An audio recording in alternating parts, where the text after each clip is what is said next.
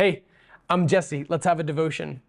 At this point, we've arrived at the pinnacle of the passion narrative in Matthew's gospel. Here's Matthew chapter 27, beginning in verse 32.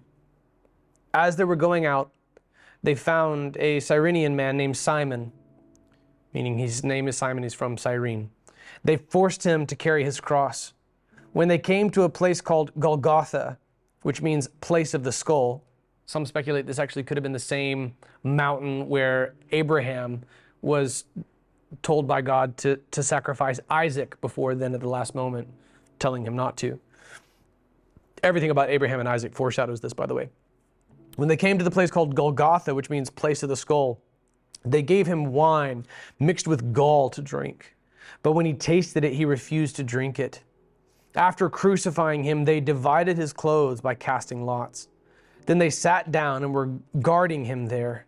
Above his head, they put up the charge against him in writing, "This is Jesus, the King of the Jews." There have been multiple prophecies fulfilled already in this text. The casting of lots, dividing his clothes, that was a fulfillment of prophecy. There's some dispute as well about the wording of the sign over his head. The only time that Pilate ever grows a spine and pushes back against the crowd is when they want to add on the word, no, that he claimed to be the King of the Jews. Then 2 criminals were crucified with him, one on his right and one on the left.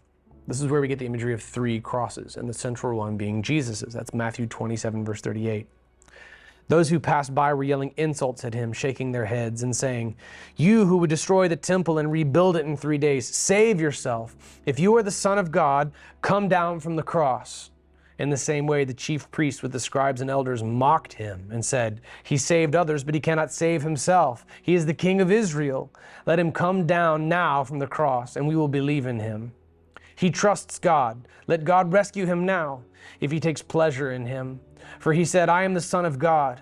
In the same way, even the criminals who were crucified with him taunted him. So, wow. We know that one of the men on the cross next to Jesus would later look to him and profess his belief and even be saved. All right, we know this. We see this in Luke's gospel. We know that, however, according to Matthew 27, verse 44, in the same way, even the criminals, it's plural, one on his right, one on his left, who were crucified with him, taunted him. So that means that the man who was saved on the cross, that's actually my son Austin's favorite verse in the Bible, "Today you will be with me in paradise," was initially taunting Jesus. So his act of repentance was complete. He went from taunting Jesus to believing that he is who he says he is and acknowledging that he has done something wrong. So all of these prophecies are being fulfilled. All this, whether Golgotha is where Abraham almost sacrificed Isaac or not, either way, we see what was foreshadowed in Abraham and Isaac fulfilled. We see that the wine mixed with gall to drink, this is also prophetically significant, right? That this would be offered to Jesus. In fact, in John's gospel, Jesus even prompts it so that prophecy would be fulfilled. And then the 2 criminals are crucified, and those who pass by are yelling insults at him and shaking their heads, and they're saying, "You who would destroy the temple and rebuild it in 3 days, save yourself. You're the Son of God. Come down from the cross." You could consider this the final temptation of Jesus. When I think of the temptation of Jesus, I think of the devil tempting Jesus. But what they don't realize is that he absolutely had the ability to do that. That was within his power to do. It was love. It was the glory of God that was his motivation to stay on the cross. It was not the nails. It was the glory of God. Because this fulfills all righteousness, it atones for sin. What Jesus is doing while he stays on the cross, while choosing to stay on the cross, what he affords is the justification of sinners who would be called by his name. He made it a perfect heavenly future for eternity possible by what he did here. Were it not for this, were it not for the atonement, then God would be an unjust judge.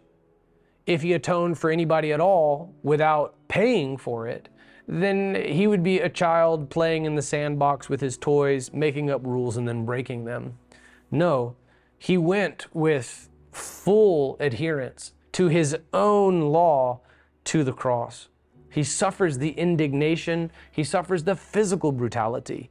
He is beaten with a cat of nine tails, with all but one of what was considered to be a fatal blow, so that, as described in Leviticus and Numbers and Deuteronomy, so that as the ox is treading out the grain, it ought not be muzzled. Paul would actually draw upon that imagery to talk about taking care of your pastor.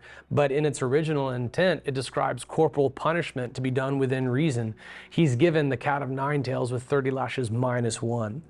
It's ripping flesh from his back. He's marred beyond human recognition. He's been beaten with rods. He's had a crown of thorns mockingly placed on his head, and then that crown was beaten down with what was said to be his scepter. He's given a robe, it's taken away. He's given his own clothes, put back on. Now he's put up on a cross between two criminals. To have gotten to that point, these criminals had to have been in terrible shape. To have gotten to the point of capital punishment in Roman law, you had to have done something dreadful. And Jesus is right, literally in the middle of these two criminals. What shame has been poured out upon the perfect one, love incarnate, the Logos alive, the very Son of God. Never let the full brutality in the way to the cross cease to shock you. This ought to weigh heavy upon our hearts. He saved others, but he cannot save himself. He can save himself.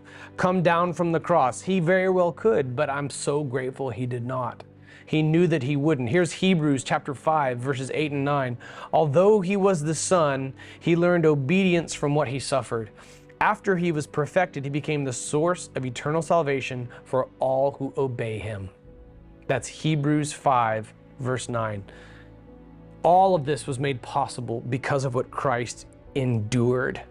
Do you know that he has the ability to ask us to endure because he's Lord, but also because he endured? And none of us will endure anything like what he did. This made it possible. This is the source of eternal salvation for all who obey him. Take a moment, whether it's Easter time or not, and thank Jesus for going to the cross. Do that now, please.